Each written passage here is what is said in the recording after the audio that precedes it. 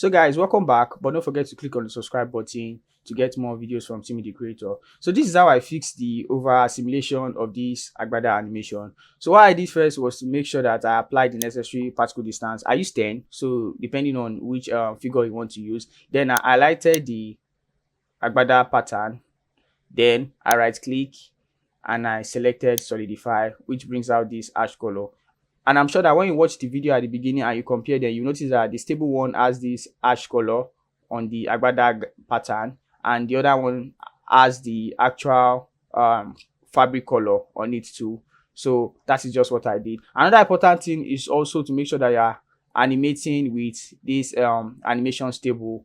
Either you're using Marvelous Designer or you're using CLO3D. This method works for both Marvelous Designer and CLO3D because both software you can animate. So you can use this same method on both of them. It doesn't matter if I'm using Marvelous Designer for this tutorial. So please take note of that. Also, if you're interested in creating this African fabric, I'll be dropping a course which will be coming up soon. And also this Agbada fabric, the project file, and also the kaftan. If you want them, I also put it out there for sale at an affordable price.